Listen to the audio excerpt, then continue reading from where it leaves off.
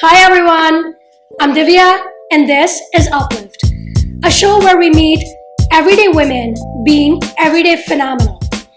Today, I'm super excited to welcome back Audrey, who you've seen on my show before, and she is back with another friend of ours, Nicole. Hi Audrey, hi Nicole. Hello. Hi, Divya. Welcome to my show. Thanks for having me. Can you tell us how you know Nicole and why did you decide to bring her on the show? Yeah, so Nicole and I met through the infamous cocktail group, and if you guys have been watching these, you've seen probably reference to this cocktails group before. It's a meetup group that Divya is a co-organizer of, as well as Melissa, one of our mutual friends. I don't do anything. You just claim the title. Obviously. So that's how I met Nicole. I wanted to bring her on the show because, one, I just really admire her as a person. She's accomplished so much professionally. I'm also really just amazed by how just kind of what positive things she does in the world, and she kind of just brings a positive attitude to life in general. So I really love that she particularly is really supportive of other women in her life, and so I thought she'd be perfect for the show here. That's super nice. So I guess let me just start by asking you, just tell us a little about yourself, maybe, you know, what brought you to DC or something about you. Yeah, so I think probably one of the rare people that actually grew up in this area. So I've been here since the first grade. Wow. Here being Northern Virginia and the area, and I've slowly moved my way into the Beltway, and now I live in DC, and I've been in DC for 13 years, a DC resident. So I grew up in the area. I'm an attorney at a law firm here in DC, so I'm a partner in the law firm, which is that's pretty big. When I say it out loud, it's just like weird. It's pretty big. Yeah, so that's what I do for work, and I represent nonprofit organizations mostly, sometimes local governments and federal grant issues. And this is where I usually stop talking about what I do because I don't want to put people to sleep. So I've always done work that I'm passionate about. I've always represented clients that I believe in, and that's really kind of a rarity for a lot of attorneys. So I've been really lucky in doing that, but that makes it easier when you actually care about the outcome of the cases and who you're working for and supporting them. So it just kind of makes it easier to kind of work the extra hours or whatever. So that's really fascinating to hear you talk about your work. What kind of inspires you to work with clients like that? So I think just with everything I've talked to you about, I don't really have a plan. I kind of go with the flow of just kind of whatever it is, right now that is in front of me, and just what looks cool. So it's just kind of, it was never really, I want to go work and represent nonprofit organizations. It was just kind of, I definitely applied for public interest jobs when I applied for legal aid. And so I started out doing things that I never really thought I was going to do. So one, I didn't know that I would want to be in court, but to help the people that I needed to help, I had to figure out being in court and dealing with my nervousness or whatever, and actually represent people in court. Did family law. It's also something that I never really thought when I was in law school that I would do. And then I don't know if I told you, if you guys want me to tell you about how I got the job that I have now. But when I was at legal aid, I had several part-time jobs because I didn't make enough money to pay my bills. And so I always tell people all the part-time jobs, and then I get to the one that's good. But so the first one was I worked at Cold Stone. And I decorated cakes. Wow. Ice cream. Yeah. I decorated cakes. I worked at a gym checking people in, which was nice because I could do some of my work and prepare for cases or read for fun. And then the third job I had was tutoring. And so I tutored a kid in Spanish. And his dad also is just like the managing partner of this law firm. Wow. And so he recruited me to come to the firm. And when That's pretty awesome. So when he asked me, I was just like, no way, I'm not selling my soul and like going to a law firm. And I was just like, but he convinced me, which I'm glad now that he did, but he convinced me to come to the firm, and I had no idea that the practice existed or what it was. And then I was like, maybe if I did this, I wouldn't be selling my soul. And the managing partner said, you know what, if you don't like it, you can always go back to legal aid. And I was like, this is true. So they will always be there. Yeah. So I came to the firm and like learned about just kind of like what we did. And it's just kind of like, I'm kind of again, like go with the flow. It wasn't really what, like I didn't really have a plan of what I was going to do, but just kind of like working on cases that I thought was interesting and trying to keep myself busy.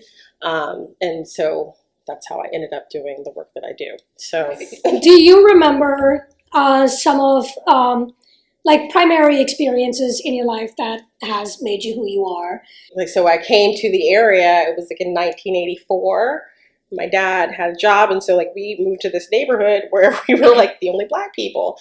So that was fun. And I think that definitely shaped kind of just my personality, and like kind of just who I am, and kind of just like being in that environment. My mom grew up in Birmingham, like right outside of Birmingham, Alabama, and my dad's from Georgia, near Savannah.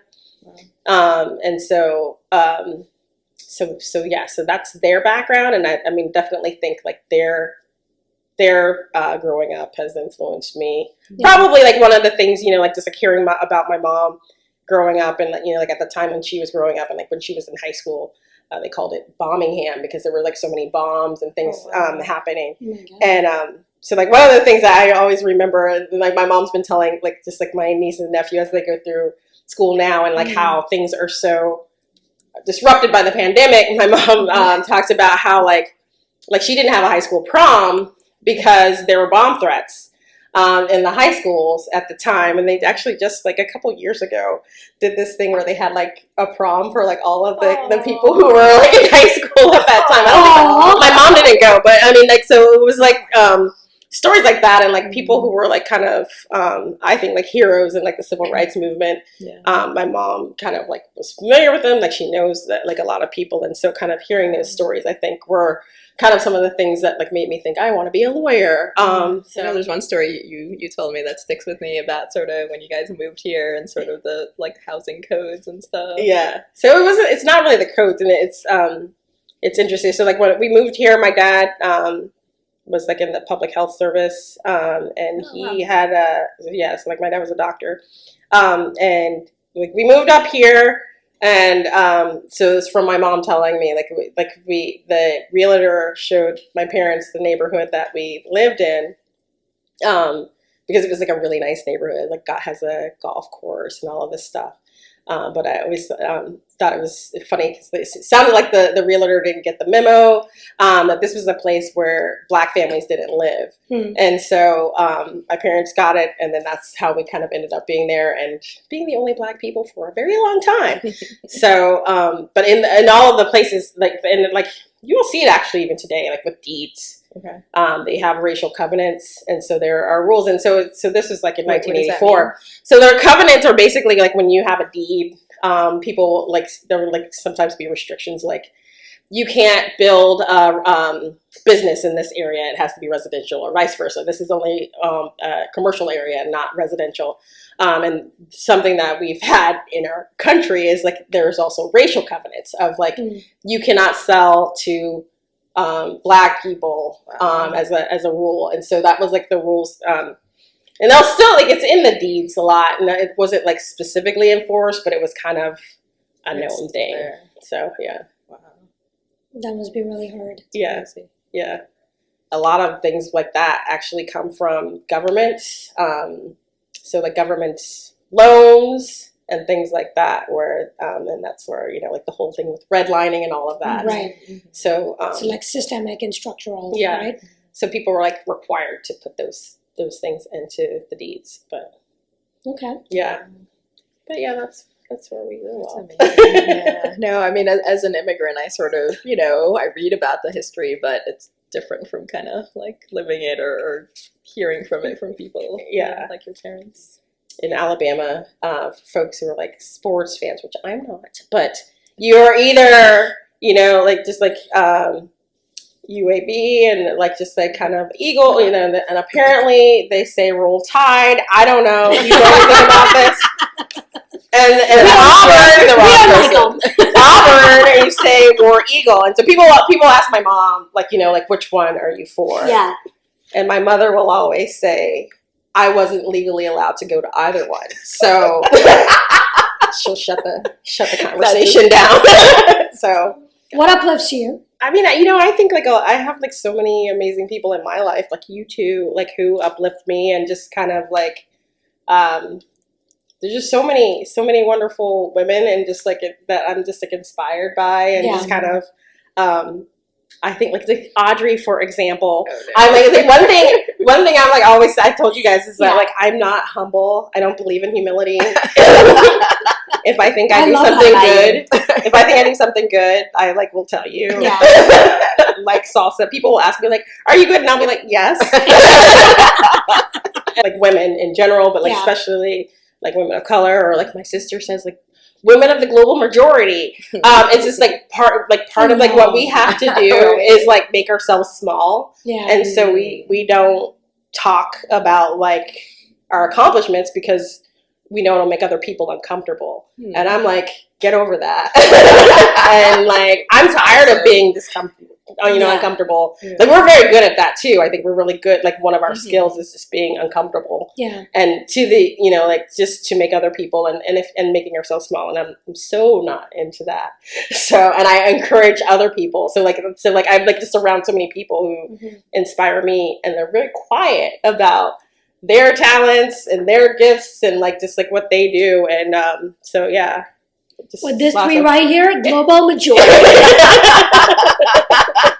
Yeah. On that note, thank you so much, ladies, for gracing the show. I really enjoyed the conversation. Very candid, and this is amazing. Wow. Thank you, everyone, for watching. Please like and share this video. Let me know what you think about it, and we'll see you all next time. Bye. Bye.